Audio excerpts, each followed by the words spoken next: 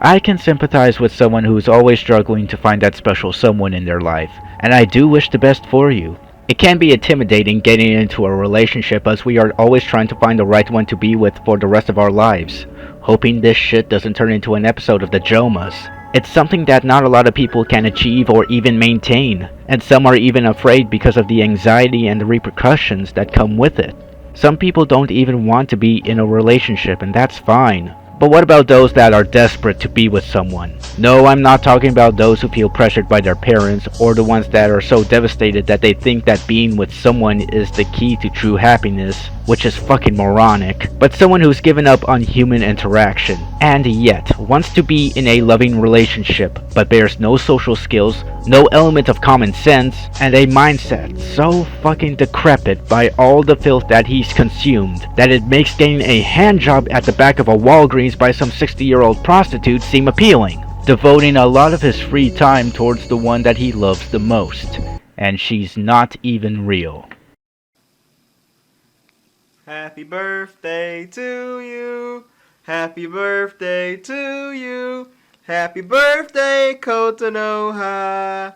Happy birthday to you. Meet Thaddius McMichael, a dented whopper of a human being whose love for anime is unbounded, committing himself to dances or skits he would compose himself, argue about anime, and tell everyone that he loves his waifu for the 47th time. And you and I would cringe along, maybe laugh at him, maybe get a vomit bucket, get hospitalized or something, which honestly should have just ended there. He's a weird guy doing weird things. What else is there? Well, apart from his rather controversial takes and even his attempts at sharing his dark secrets, such as how to download or obtain child pornography, and his personal thoughts on incest and other sexual topics. He's been so vocal about it that it's led to his own self-incrimination. These kinds of shenanigans would lead him and his audience down through a series of investigations, rants, questionable defenses, and waifus. His history on the internet is vast as well as being very limited. Some details are often hard to keep on a timeline, and some of them are even lost to time. Throughout the making of this video, my computer contracted chlamydia, the smell of unwashed body pillows started to leak from my monitor, and I couldn't even remember my own damn name. McMichael is a specimen of the YouTube of old and of anime figurines of use condition, one that should not be handled without a surgical mask, gloves, and an industrial flamethrower. For anyone that bears that special kind of sadomasochism, this will be a stress test of pure afterbirth and cringeworthy wonders that might cause physical and psychological damage to anyone ill-fit, in which I hold no responsibility for that, unless you've got the attention span of a fruit fly and you fuck off to watch Twitch streamers or something just as equally retarded. I'm sure many of the normal viewers would have discarded the chance for a little intrigue and some freak show entertainment, but for those of us who have slightly more brain cells than anybody else, this is...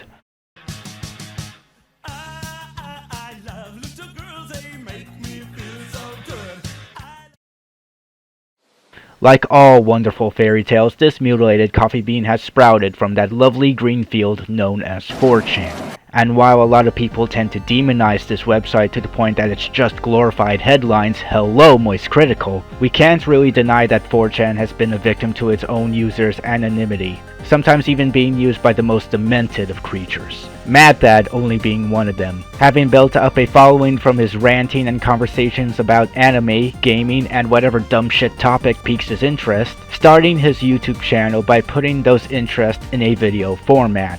So come one, come all to the Thaddius Circus, where you'll see some beaver pretend to sing the openings of Saint Seiya, One Piece, Naruto, and Sailor Moon, report the news, review movies, confront the voices in his head. He'll even get his little brother too mad to play Guitar Hero as his older brother suffers from Parkinson's. Spittin' like a Thaddius. Hey, spittin' like a Thaddius. I'm MadThad, and you spitting like a Thaddius. Now I joke and I jest at all the weird variety that he gives to his audience, but really, that's why people gravitated to him in the first place. He's a man who is clearly passionate about the things he does or talks about. That raw charm mixed with the enthusiasm to make videos in his own bedroom, because he really likes making them. He really isn't too dissimilar to YouTubers of that era. I probably had made videos in a similar style when I was first starting out. And if you couldn't guess, his passion for anime is also very strong, often talking about the mainstream series at the time, but also branching out into more niche options. After all, that's how he met his waifu. そうか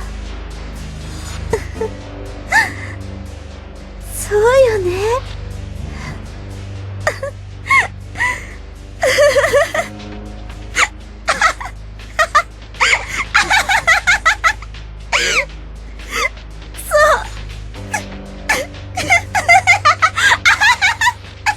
For those who aren't aware, this is Kotonoha Katsura, one of the main protagonists and antagonists from the controversial anime School Days, that originated from an eroge visual novel that involves minors. And from checking out the clips of her, she's got to be one of the more basic and by-the-numbers character I have ever seen. She's broken, she knows how to knit, she keeps our main character in a collar and leash, she kills people, big deal.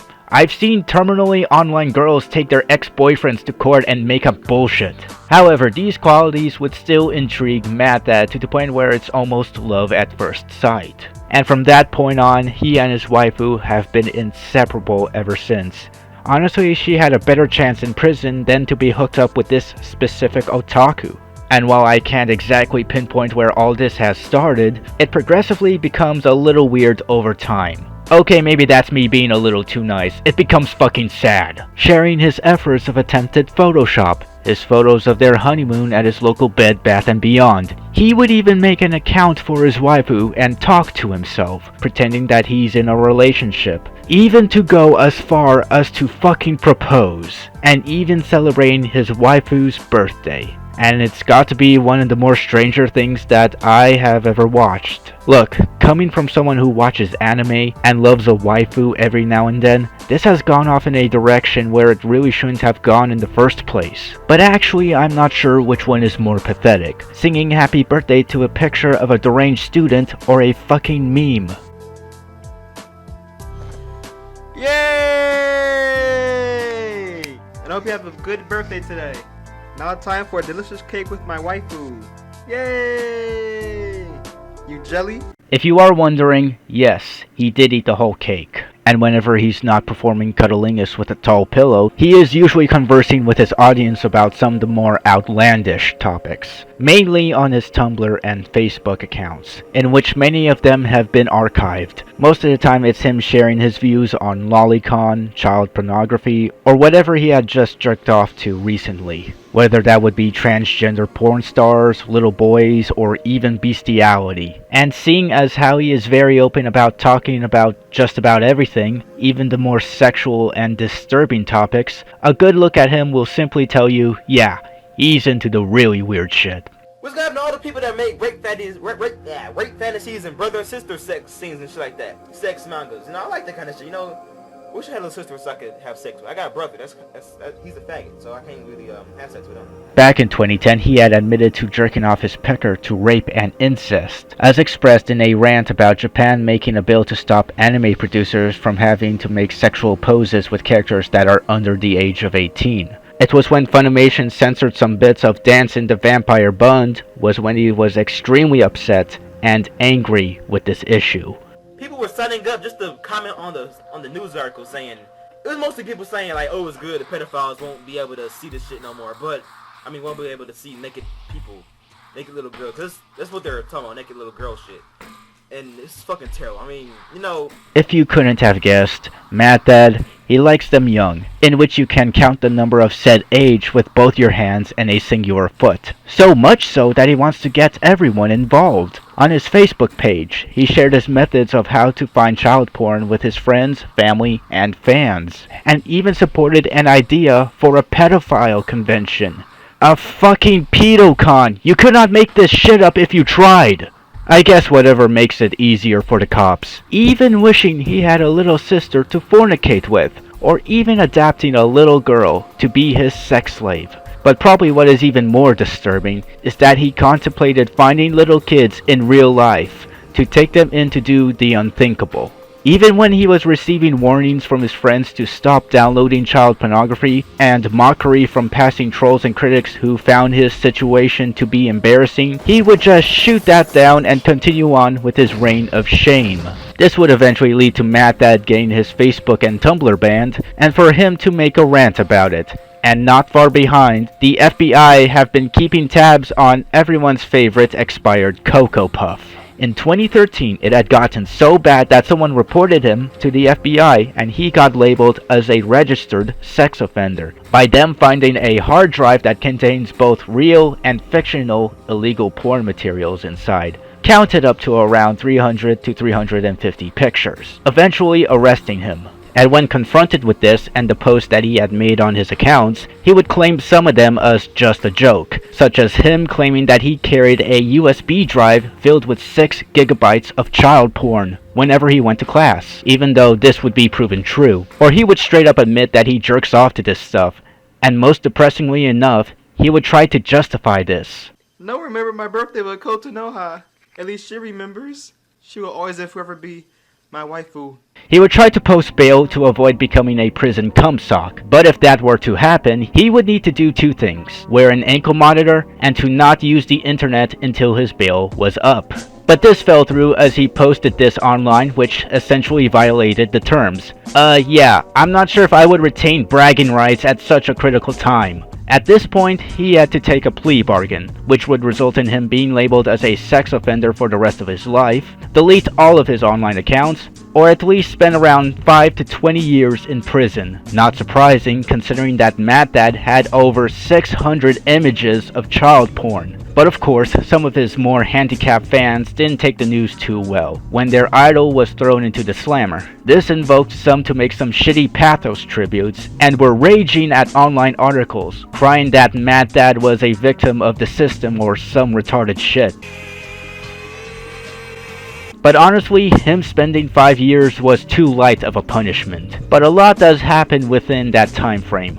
I mean, look at it this way, MadThad. Your audience moves on, they'll forget about the whole thing within 3 months. They grow up to have better lives than whatever you conjured up. You people ruined it. You people just sat there and let them fuck you in the ass, man. It was only until 2021 he would resume uploading on his channel, continuing on from a series that no one really asked for, uploading his rants, reviews, medical conditions, and opinions yet again, doing the same sort of thing that put him on the map well over 10 years ago. It's really him giving back to a small audience that only watched him for his simple content. He might be a little weird here and there, so just keep an eye out. And yes, he and his waifu are still together, keeping the transdimensional relationship between human and paper going strong. Old habits die hard. Which also begs the question, why doesn't he find a real girlfriend? Or why that particular character to be his waifu when there are so many options? To be honest, I'm not sure why Kotonoha Katsura has been chosen, but why he doesn't have a real girlfriend is actually interesting. In his past videos, he talks about not being into real people. I don't know, I'm not that interested in real people like that, you know? Real people aren't that sexy to me when it comes to that kind of shit. While he doesn't clarify much, in a video where he talks about suicide, he mentions his personal experience with suicidal thoughts after having been cheated by his ex-girlfriend, as well as all the pushes he had to go through in order to get himself right up. During his recovery, he mentioned that watching anime had prevented him from actually doing it. More specifically, One Piece. He even offered to talk to those who were struggling via the comment section. Now, I'm not here to defend him after all that he has done, but this is a genuinely surprising notion of humanity in MadThad, which speaks as an alternative. Think about it. If it was this video that garnered more attention than his birthday vid, and if he simply knew how to take care of himself better, and stopped bragging and oversharing with everyone about every goddamn detail, I think all this could have been different. But if it were, I wouldn't be making a video on this. Granted, I don't think he is somebody that should be within a city's length of a Chuck E. Cheese, but from his recent videos, he is at least improving. If I were to take a guess as to why he chose Kotonora Katsura, I would have to say that, like I mentioned before, she is sad and he is sad. In a way, he was able to relate to the pains that he was feeling at the time to this character.